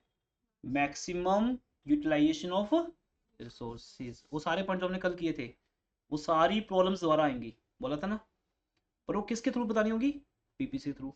अब हम 2 टॉपिक कर चुके हैं, सेंट्रल प्रॉब्लम्स क्या है, और दूसरा दूसरा पीपीसी क्या है। अब दोनों टॉपिक को जोड़ देंगे हम, तो क्वेश्चन आएगा, क्वेश्चन बताऊं क्या आएगा? Explain how to produce with the help of PPC. Explain what to produce with the help of PPC. ये क्वेश्चन आना है बस एग्जाम में, पूरा चैप्टर फालतू है बाकी। तो हम वहां तक पहुंचे हैं, अब पीपीसी बनानी आ गई हमें, और सेंट्रल प्रॉब्लम्स आ गई, अब उसको एक्सप्लेन करेंगे। तो इसलिए बेटा नेक्स्ट क्वेश्चन क्या है हमारा इसके अंदर, पीपीसी क्या है। तो पीपीसी का नाम पीपीसी ज़्यादा चलता है। मीनिंग क्या है? पीपीसी एक ग्राफिकल प्रेजेंटेशन है, क्या शो करती है? वेरियस कॉम्बिनेशन ए से लेकर एफ तक, उसके अलावा तो पॉसिबल ही नहीं, ऑफ टू गुड्स, दो गुड्स के, wheat and rice, wheat and machines, कुछ भी लिख सकते हो आप, that can be produced with the help of land, labour, capital and given technology. या हम ये लिख सकते हैं कि इट इज कॉल्ड पीपीसी या frontier at it shows maximum limit, ये आपकी लिमिट शो करती है। आप 24 घंटे में से मैक्सिमम 14 घंटे या 15 घंटे पढ़ सकते हो, ये आपकी लिमिट है बेटा। उससे ज़्यादा पढ़ोगे तो दिमाग खराब होगा उल्टा, वो पेपर खराब हो जाएगा आपका, क्योंकि उसके अलावा दिमाग को रेस्ट चाहिए, सोना चाहिए उसको, उसको खाना खाना है, रेस्ट करना है, रिलैक्स होना है। लेकिन आप तो 15 घंटे ज़्यादा पढ़ने लगे, तो वो भी गलत है। ये हमारी लिमिट है बेटा, इस लिमिट को क्रॉस नहीं कर सकते आप। मैं भी एक दिन में 15 घंटे पढ़ा सकता हूँ, उसके बाद तो मैं थक जाऊँगा, कैपेसिटी नहीं बचेगी मेरी। तो ये मैक्सिमम लिमिट है। पर ये नहीं 15 घंटे पढ़ाना है, किसी दिन 2 घंटे भी पढ़ा सकते हैं, किसी दिन 10 घंटे भी। ये मुझे देखना है कि मुझे आउटपुट कितने चाहिए, मैक्सिमम आउटपुट चाहिए या मिनिमम। इसलिए आपके पास ऑप्शन रहेंगे हमेशा। कल संडे था, कल हॉलीडे थी, हो सकता है पूरा दिन में पढ़े ही नहीं कुछ भी, फुल डे कुछ नहीं किया अब आपने, तो आपकी कैपेसिटी तो तब भी थी। यही फाइनल एग्जाम से पहले का संडे आता है, कैसा होता है वो सोचो। आपकी लाइफ में कोई ना कोई फाइनल एग्जाम तो आया होगा कभी ना कभी। तो अगर मंडे को एग्जाम है, फाइनल एग्जाम, मैथ्स का, साइंस का, इंग्लिश का, तो संडे कैसा निकलता है? वैसा जैसा कल था। तो इसका मतलब आपने कल अपनी फुल कैपेसिटी यूज नहीं की, तो इट मीन आपने अपने सोर्सेज को क्या छोड़ दिया? Under utilized. क्या छोड़ दिया? तो फिर आपकी आउटपुट भी कम रही होगी। मे बी ऑल्सो बस ऐसे ही हम बैठ गए थे आधा घंटा, 2 क्वेश्चन कर लिए, तो कहाँ आपकी वैसे 200 क्वेश्चन की थी, पर आपने कितने किए? 2। अब हु इज टॉपर? टॉपर कौन है आप में से? कौन बनता है?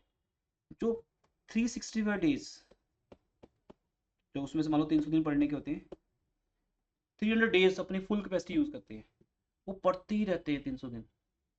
संडे मंडे उनके लिए एक ही है, 2 साल तक, 11th 12th में 2 साल पढ़ते हैं वो ऐसा। तो वो टॉपर बनते हैं, मे बी आपके स्कूल में भी हों, पहले रहे हों, 99% मार्क्स आए हों उनके। हमारे इंस्टीट्यूट के टॉपर्स की लिस्ट बाहर लगी हुई है आपकी, मार्क्स लिखे हुए हैं, क्या क्या कर रहे हैं वो आजकल, ठीक है ना। तो वो हर चीज़ आपको बाहर मिलेगी।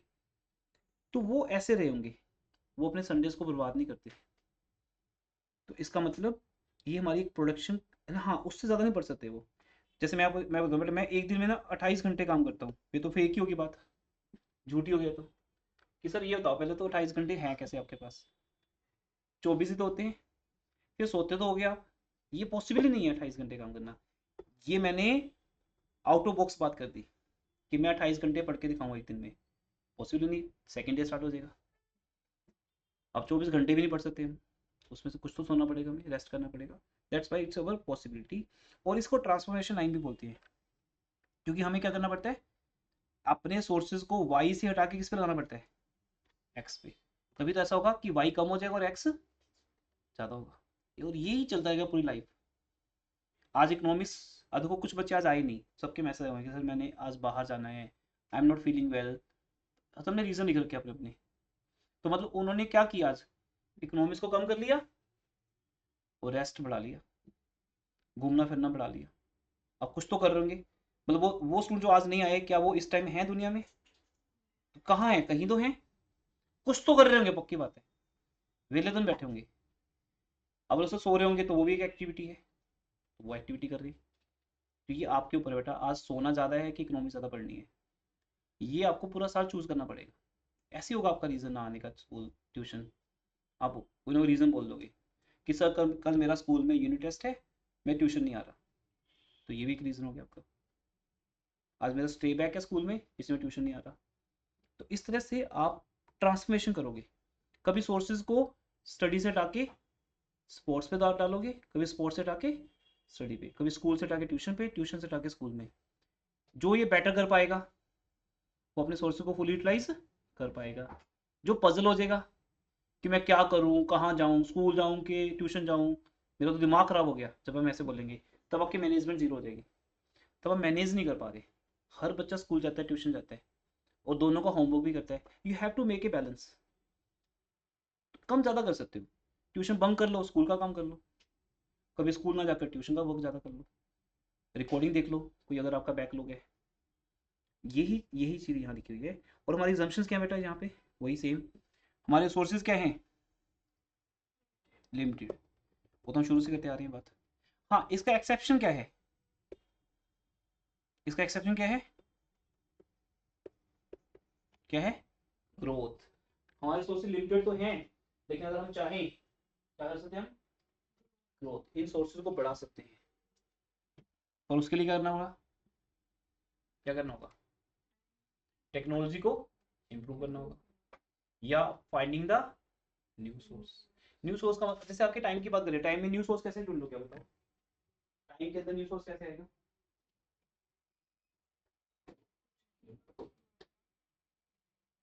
न्यू सोर्स क्या आएगा, कुछ ढूंढना पड़ेगा। जैसे अभी आप कंप्यूटर क्लासेस ज्वाइन करते हो, कई बच्चे ऐसा करते हैं, जून में कंप्यूटर क्लासेस ज्वाइन करते हैं, हट जाओ वहाँ से, टाइम बढ़ जाएगा। आप कहते हो ठीक है 2 घंटे कंप्यूटर क्लासेस छोड़ दी, टाइम बढ़ गया। कुछ बच्चे जिम जाते होंगे, छोड़ दो वो, डांस क्लासेस छोड़ दो, फाइंड द न्यू सोर्स। कहाँ कहाँ का टाइम वेस्ट जा रहा है, स्टडी के अलावा जो टाइम जा रहा है, अगर वो कहीं और जा रहा है, तो जैसे जैसे वहाँ से हटाते जाओगे आपका स्टडी टाइम बढ़ता जाएगा। अगर सब में इंडल्ज रहोगे फिर नहीं पढ़ पाओगे आप। आपको फोकस करना पड़ेगा एक चीज़ पे, क्योंकि डांस क्लासेस का टाइम 2 साल बाद भी मिलेगा। मैं आज भी सीख सकता हूँ डांस, नहीं सीख सकता, वो रोक लेगा, कोई भी नहीं। पर 12th क्लास में सीखूंगा तो गलत बात है, क्योंकि वहाँ तो मुझे डिग्री लेनी थी, मुझे अपने आप को एक्सपर्ट करना था। तो मैं कंप्यूटर क्लासेस, डांस क्लासेस, कोई स्कूल का कोई प्रोग्राम मैं कभी भी ज्वाइन कर सकता हूँ। ये आपको सोचना है, ऑप्शंस आपकी लाइफ में आएंगी, यू हैव टू डिसाइड, और आपका डिसीजन ही आपको आगे लेके जाएगा। जैसे मैं डिसाइड करता हूँ I will join A school course and I will bunk my tuition, मैं ट्यूशन छोड़ दूंगा, स्कूल का कोर्स ज्वाइन करूंगा, तो फिर वो डिसीजन आपका है। फिर यहाँ पे आपका बैकलॉग क्रिएट हो जाएगा, आप वीक हो जाओगे स्टडी में। वो आपके आपकी डिसीजन का इफेक्ट है, you have to choose. Option आपके हाथ में हमेशा रहेगी, कोई जबरदस्ती नहीं बोल सकता आपको कि ट्यूशन ही पढ़नी है, आपको स्कूल का प्रोग्राम कैंसिल करना है, या स्कूल ही जाना है। ये आपके ऊपर है बेटा कि क्या करना है आपने। तो इसलिए आज अगर हम बोलें कि सोर्सेज आर अनलिमिटेड, नहीं, सोर्सेज आर लिमिटेड। वही 24 घंटे हैं लाइफ की, सारे काम उसी में करने हैं हमें। दूसरा, क्या हम सोर्सेज को फुल यूटिलाइज कर रहे हैं, मान लिया जाए कि हाँ कर रहे हैं, पहले से कर रहे हैं, फिर फिर ही तो हम बोल रहे हैं। ये देखो बेटा ऊपर क्या हो रहा है, टेबल में क्या हो रहा है, ये देखो। यहाँ पर हम ऐसा क्यों बोल रहे हैं कि अगर वीट बनाना है तो मशीन कम करनी पड़ेगी, क्यों बोल रहे हैं बताओ? क्योंकि हम पहले से ही अपने सारे रिसोर्सेज को किस पे लगा रहे हैं, मशीन्स पे। फिर अगर वीट बनाना है तो हम अपने सोर्सेज को कहाँ से हटाएंगे, मशीन से। अब एक एग्जांपल यहाँ पे अपने अपनी ले सकते हो।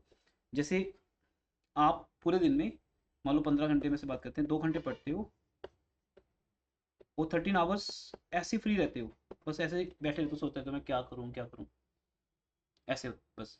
अब मैं आपको फ़ोन करता हूँ कि बेटा आज ना मैं एक मूवी देखने का प्रोग्राम बना रहा हूँ स्टूडेंट्स के साथ, तो बाकी स्टूडेंट भी जा रहे हैं, तुम चलोगे क्या? आप सो वाई नॉट। पर मैं बोलूँ बेटा क्या मैनेज कर लोगे टाइम? और सर क्या बात कर रहे हो, टाइम मैनेज मतलब कुछ भी नहीं है, 3 घंटे मूवी भी लगा देते हैं, और बताओ 3 आवर्स मूवी लगा देते हैं, तो वेले बैठने का टाइम कम हो जाएगा। आपने इजीली मैनेज कर लिया, 3 घंटे मूवी के लिए मुझे आपने मुझे हाँ भी कर दी। कई लोग होते हैं ना, बोलते हैं कि मैं तो वेला हूँ चलो। अब जब बोलोगे चले शॉपिंग पे, चलो, क्योंकि वो फ्री हैं। अब यही कॉल आपको एग्जाम के डेट से एक दिन पहले आएगी, फाइनल एग्जाम से एक दिन पहले आएगी कि बेटा मूवी देखने प्रोग्राम बना रहे हैं हम स्टूडेंट्स के साथ। 5 स्टूडेंट तो हाँ कर दी, रिलैक्स होने के लिए चलते हैं मूवी देखने, कल आपका एग्जाम है, रिलैक्स हो जाओ, मत पढ़ो। 5 स्टूडेंट्स ने हाँ कर दी है, आप हाँ करोगे? और सर 3 घंटे मतलब 3 घंटे कहाँ है मेरे पास? आपको पता है मैं खाना भी नहीं खा रहा इन दिनों में, तो खाना भी पेरेंट्स खिला रहे हैं, मैं तो उसके सामने बुक रख लेता हूँ सामने पढ़ते हुए। I have no time, movie नहीं देख सकता मैं। क्यों आपने मना किया मूवी देखने के लिए? Because you were fully occupied. आप 15 के 15 घंटे क्या कर रहे थे, स्टडी कर रहे थे, लेकिन इन दोनों वेले हो आप। और सर मूवी देखने के बाद तो शॉपिंग भी चलेंगे, 2 घंटे उसके लिए निकाल लेते हैं, यहाँ यहाँ 8 घंटे रह जाएंगे। टाइम ही टाइम है हमारे पास, तो हम तो वेले हैं, जहाँ कहोगे चलेंगे, क्योंकि आपके पास टाइम बहुत ज़्यादा है और आप उसको यूटिलाइज नहीं करते। जिस जो यूटिलाइज पूरा करता है ना, उसके लिए पॉइंट बना है। अब क्या करें? अब आप 15 घंटे काम कर रहे हो, मैं बोलता बेटा नहीं, 1 घंटा आपको मेरे पास आना पड़ेगा, हम यहाँ बैठ के कुछ डिस्कशंस करेंगे। और तो ठीक है सर, मैं अपना 1 घंटा यहाँ से कम कर लेता हूँ और यहाँ पे प्लस कर देता हूँ। फिर आप जो पढ़ रहे थे वो कम कर लोगे, सेल्फ स्टडी कम कर लोगे, 1 घंटा ट्यूशन के लिए निकाल लोगे। तो इसका मीनिंग हमारी assumption क्या कहती है? इतना कुछ बेटा समझना पड़ता है इस चैप्टर में ना, प्रैक्टिकल चीज़ है ना। अब ये याद करने जाए हम इसको समझ रहे हैं, याद भी कर सकते हैं। इसका मीनिंग पीपीसी एक assumption बेस्ड है। वो क्या कहती है? Resources are fully utilized, efficiently utilized. तो हम ऐसा बोल रहे हैं 15 मशीन्स, 0 वीट। फिर 1 वीट बनाने के लिए हमें एक मशीन को क्या करना पड़ा, सेक्रीफाइस। नहीं तो पता क्या होता, फिर ऐसा होता जो हम पहले से कर रहे हैं वो तो करते रहते, हम साथ में क्या बना देते, वीट। क्योंकि हमारे पास सोर्सेज फालतू पड़े होते, जो मैंने एग्जांपल दी, समझे ना? अब मैं 2 बनाता वीट, मशीन उतनी बनाता, क्योंकि अब मुझे कुछ सेक्रीफाइस नहीं करना, खाली मुझे एक काम और करना है। पहले जो कर रहे हैं वो तो करते रहेंगे, एक काम और करना है, एक और करना है, क्योंकि मेरे पास अभी भी सोर्सेज फालतू पड़े हैं। तो पीपीसी क्या बताती है कि हम ऑलरेडी फुली यूटिलाइज्ड हैं। अब अगर आपको कहा जाएगा एक और काम करो, तो एक और काम करने के लिए दूसरा काम कम करना पड़ेगा, छोड़ना पड़ेगा उसको, अपने सोर्सेज वहां से हटा के यहाँ लगाने पड़ेंगे। वो तभी तो होगा जब आप पहले से पूरा कर रहे हो।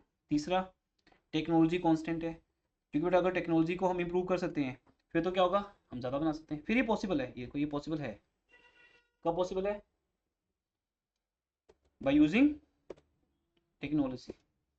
टेक्नोलॉजी को अगर हम इम्प्रूव कर ले, यूजिंग मतलब इम्प्रूव टेक्नोलॉजी, अगर मैं टेक्नोलॉजी को इम्प्रूव कर लूँ तो मैं एक ही टाइम पे 2 चीज़ें कर सकता हूँ। मैंने ये बढ़ा दिया लेकिन ये कम नहीं किया। जैसे मैं आपको एग्जाम्पल देता हूँ, अभी मैं ऑनलाइन स्टूडेंट्स को पढ़ा कर आ रहा हूँ, आप लोग वेट करो, मैं भी उनके घर जाके पढ़ा के आ रहा हूँ, तो फिर क्या होता, फिर 1 घंटा आपका कम करना पड़ता, उनका बढ़ाना पड़ता। पर अब तो पॉसिबल नहीं, अब तो पॉसिबल हो रहा है। अभी क्या हो रहा है, अभी आप सोचो बेटा यहाँ पे क्या हो रहा है, यहाँ पे 3 चीज़ें हो रही हैं। मैं इस 1.5 घंटे में ना 3 स्टूडेंट्स को पढ़ा रहा हूँ, ऑफलाइन आप पढ़ रहे हो, कुछ स्टूडेंट कैसे पढ़ रहे हैं, ऑनलाइन, और बहुत सी एक बड़ी क्वांटिटी मोबाइल ऐप पे देखेगी लेक्चर्स को। उनके लिए काम साथ साथ हो रहा है कि नहीं हो रहा? और इसके लिए क्या करनी पड़ेगी? टेक्नोलॉजी इंप्रूव करनी पड़ेगी। ये जो मैं पढ़ा रहा हूँ ये टेक्नोलॉजी को यूज करके मैं पढ़ा रहा हूँ, तभी तो पॉसिबल है। आपका 1.5 घंटे में से 5 मिनट भी कम हुआ क्या? पर फिर भी मैं ऑनलाइन स्टूडेंट को भी पढ़ा रहा हूँ, दे आर ऑल्सो सेटिस्फाइड। और इन दोनों को पढ़ाते हुए मैंने रिकॉर्डिंग भी कर ली। मैंने अपनी लाइफ के से 1.5 घंटे निकाले बस, उस 1.5 घंटे में 3 काम कर दिए। ऑफलाइन को पढ़ा दिया, ऑनलाइन को पढ़ा दिया, और रिकॉर्डिंग। टेक्नोलॉजी के थ्रू ही पॉसिबल है ये।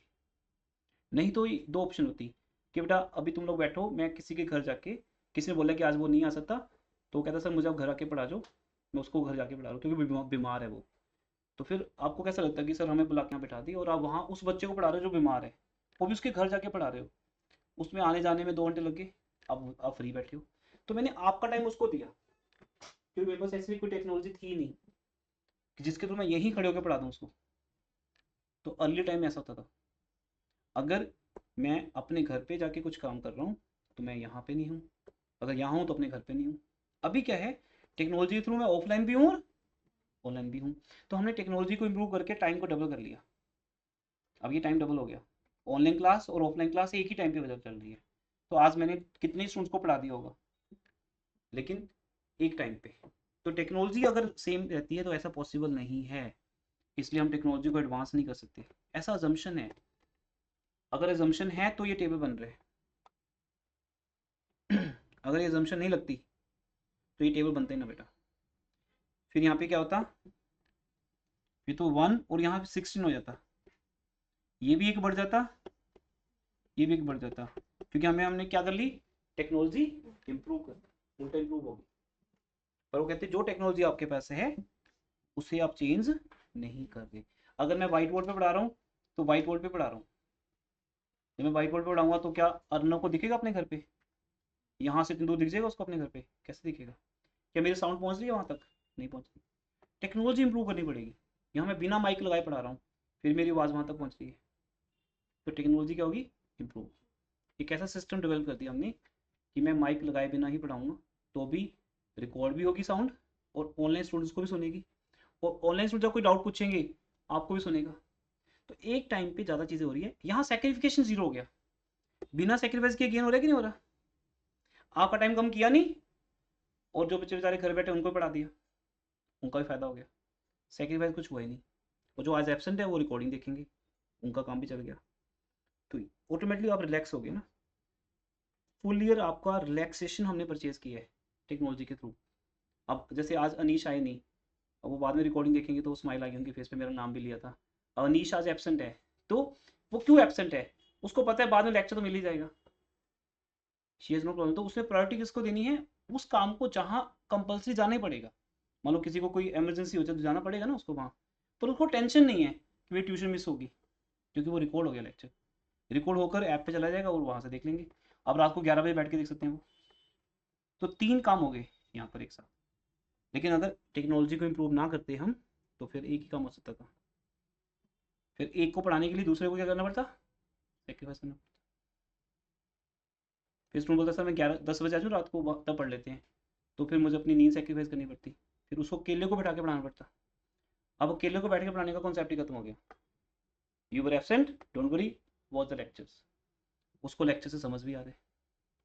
तो इसका मतलब टेक्नोलॉजी इंप्रूव करनी ही पड़ेगी हमें, अगर हमें फ्यूचर चैलेंजेस को मीट देने हैं। तो यहाँ पे हम ये चीज़ें एजम्पशन लेके चल रहे हैं, और यहाँ पे से 2 गुड्स बन रही है, व्हीट एंड मशीन्स। ऐसा तो है नहीं कि 2 ही बनती हैं, हज़ारों चीज़ें हैं जो बनती हैं इंडिया में, पर यहाँ पे एजम्पशन है कि 2 ही बनाते हैं, एक मशीन और एक व्हीट। मशीन कंज्यूमर गुड है, सॉरी प्रोड्यूसर गुड है, और व्हीट कंज्यूमर। एंड सबसे बड़ी ये बात है बेटा, इसके बिना तो पॉसिबल था ही नहीं, पीपीसी को बनाना पॉसिबल ही नहीं। रिसोर्सेज आर फ्लेक्सिबल, मीन्स जिस लेबर को मशीन आती है तो व्हीट भी आता है, तो मशीन से हटा के कहाँ लगा रहे हैं हम, व्हीट पे। रियल लाइफ में पॉसिबल ही नहीं, मशीन बनाने वाले को व्हीट। एक इंजीनियर को, एक आईआईटी इंजीनियर को क्या फार्मिंग करनी आती है, क्या वो फार्मर बन सकते हैं? तो सोलो मशीन नहीं बनानी, रोबोट नहीं बनाना, व्हीट बनाना है, बोलेगा रोबोट आता है व्हीट नहीं आता। पर यहाँ हमारे लेबर को दोनों आते हैं काम, मशीन भी आती है और व्हीट भी। ये अजम्पशंस हैं, अजम्पशंस होती हैं कि हम ऐसा मान रहे हैं, एक्चुअल लाइफ में वो होता नहीं वैसे। इन अजम्पशन के बेस पर एक हम कर्व बना रहे हैं, उस कर्व का नाम क्या है, प्रोडक्शन पॉसिबिलिटी कर्व, जिसका टेबल हम ऑलरेडी जानते हैं। अब ये देखो, अब टेबल वही है सेम, मैंने यहाँ दोबारा बनाया नहीं, ये ऑलरेडी हम बना चुके हैं, लिखा हुआ है यहाँ पे प्रीवियस पेज पे। तो जो टेबल बनाया वो या तो एमओसी का टेबल है या पीपीसी का, दोनों एक ही बात है। पीपीसी का जो स्लोप है उसका नाम क्या है, एमओसी। कार और एक्सीलेटर अलग अलग है या सेम है, बताओ। जब आप कार चलाते हो तो कार चलाते हो कि एक्सीलेटर पे पैर रखते हो, जब बताओ ना, जब आप एक्टिव चलाते हो रेस देते हो या एक्टिव चलाते हो, और सो सेम ही बात है। मैं बोलूँ बेटा मैं कार चला रहा हूँ, या मैं कार की स्पीड दबा रहा हूँ, एक्सीलेटर को प्रेस कर रहा हूँ, एक ही तो बात है। फिर एक्सीलेटर है क्या, व्हाट इज एक्सीलेटर? अब सुना है या देखा तो है ना, ब्रेक के साथ होता है एक्सीलेटर। क्या है एक्सीलेटर? कार का स्पीड है, कार की स्पीड है। कभी आप अपने फादर के साथ जा रहे हो और वो गाड़ी फास्ट चला रहे हैं, तो उनका पैर दिखना है एक्सीलेटर पे, ऐसे प्रेस कर रहे हैं एक्सीलेटर को, वो फास्ट गाड़ी चला रहे हैं, तो उससे क्या होगा, जल्दी पहुंच जाएंगे कहीं। तो कार को भगाना है अगर, तो हमें क्या करना पड़ेगा, उसका रेट चेंज करना पड़ेगा, उसका स्लोप चेंज करना होगा। तो what is M R T बेटा, जो अभी हमने पढ़ा है, एम आर टी बोलो, एम आर एस भी बोलते हैं इसको, या फिर मेन तो है एम ओ सी। वो पीपीसी का क्या है, एक स्लोप है, स्लोप बोले तो रेट, और रेट इंक्रीजिंग है। अगर वो रेट इंक्रीजिंग है तो हमारी जो कर्व है वो कैसे बन रही है, कनकेव, कनकेव शेप बन रही है। तो यहाँ पे वही कर्व बनानी है जो हमने ऊपर बनाई है, और वही लिखना है ए में क्या शो हो रहा है, एफ में क्या शो हो रहा है, बी में क्या, और वहां पर ये वही सब ज्वाइन करके ए एफ को एक कर्व बनेगी, उसको बोलते हैं production possibility curve. Same table है, सेम कर्व है, और इसका शेप कनकेव है, because MOC is increasing, increasing MOC है। और ए टू एफ का मतलब है हम अपने सोर्सेज को ऑप्टिमम यूटिलाइज कर रहे हैं। अगर हम ए टू एफ की जगह पे किसी और पॉइंट पे जाएं, जिसमें ऊपर फिर दिखाता हूँ आपको, ए टू एफ के अलावा अगर मैं कहीं भी अंदर रहता हूँ इन पॉइंट्स के, हमारा एक्चुअल क्वेश्चन आ गया कि ये बन जाएगा बेटा, अगर हम पीपीसी के अंदर हैं तो उसका मीनिंग क्या है, बता सकते हो? हाँ, अगर मैं यहाँ हूँ, से दिस इज जी, जी क्या शो कर रहा है, V2 बन रहा है, मशीन 6 बन रही है, V2 ये मशीन 6। तो बताओ अपने सोर्सेज को पूरी यूटिलाइज कर रहे हैं हम क्या, नहीं कर, तभी तो हम पीपीसी के अंदर हैं, इनसाइड द पीपीसी। अब फाइनल एग्जाम में जो क्वेश्चन आएगा ना, ये पूरे नोट्स में से या बुक में से आएगा नहीं, वो इसमें से एक क्वेश्चन बनाएंगे जो नोट्स के एंड में दिया हुआ है, मैं बताता हूँ वो क्वेश्चन कौन से, वहां तक हम पहुंचेंगे अभी। लास्ट क्वेश्चन, अभी थर्ड लेक्चर है ना, तो 6 लेक्चर्स तक ये चैप्टर चलता है, अगले 3 लेक्चर चैप्टर खत्म हो जाएगा, लास्ट में होगा आपके पास ये रहा बेटा।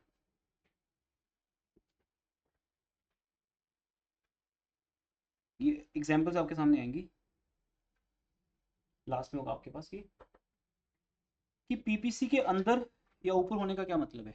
अगर हम पीपीसी के अंदर हैं तो इसका मीनिंग, और हर डायग्राम एक जैसा ही है, सब में क्या बन रही है, PPC A to F, concave to origin, ये ओरिजिन है, ओरिजिन को लेके कनकेव है, लाइक गुफा होते हैं, गुफा ऐसे गुफा होती है एक, तो शेप है इसकी concave, cave means like that. और अगर हम यहाँ पे खड़े हैं, यहाँ खड़े हैं जी पे, तो हम सोर्सेज को फुल यूटिलाइज नहीं कर रहे। हम कर सकते हैं, अगर करेंगे तो हम बी को टच भी कर सकते हैं, सी को भी कर सकते हैं, और डी किसी को टच करते हैं, लेकिन हम यहाँ जा सकते, क्योंकि वो सोर्स, सॉरी वो ऑप्शन पीपीसी के बाहर है, बाउंड्री से बाहर है, हम उसे यूज नहीं कर सकते, उसे हम प्रोड्यूस नहीं कर सकते, क्योंकि इतना हम नहीं बना सकते, ना इतनी बीट बन सकते हैं, ना इतनी मशीन्स बन सकती हैं, क्योंकि उतनी हमारे पास टेक्नोलॉजी नहीं है। हाँ, अगर एच को लेना है, you want to achieve H, तो क्या करना पड़ेगा, टेक्नोलॉजी को इम्प्रूव करना पड़ेगा, फाइंडिंग द न्यू रिसोर्सेज। तो हमारे इस पूरी लिमिटेशन का एक्सेप्शनल पॉइंट क्या है? ग्रोथ। ग्रोथ करना पड़ेगा।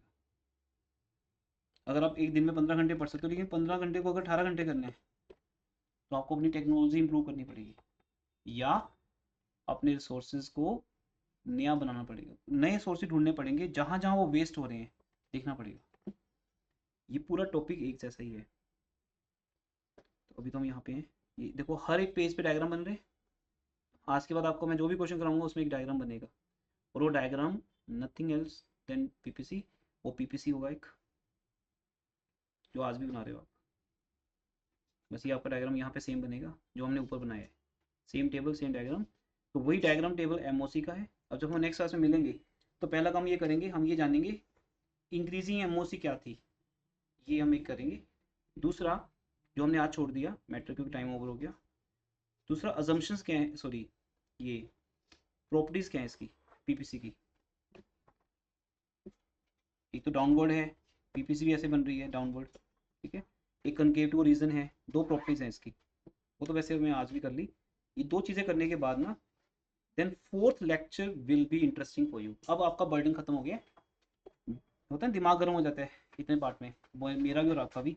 अब वो खत्म हो गया, अब जस्ट रिलैक्स वे में कर्व बनानी है, वो बताने की यहाँ पे क्या हो रहा है, पीपीसी चेंज कैसे हो रही है। आपको याद है डिमांड चैप्टर में क्या आया था, चेंजिंग डिमांड, ऐसे आएगा पीपीसी में चेंज कैसे हो रही है। ये तो टेक्नोलॉजी चेंज होगी, बताओ ना पीपीसी चेंज कौन कर सकता है, टेक्नोलॉजी एंड रिसोर्सेज। आप रिसोर्सेज नहीं ढूंढ लाओ, पीपीसी चेंज हो जाएगी। टेक्नोलॉजी क्या कर दो, इम्प्रूव बेटर कर दो। अब इंटरेस्टिंग हो जाएगा आपके लिए ना। अब पूरा चैप्टर एक सिर्फ डायग्राम का पार्ट रह जाएगा बस, theory part is over now.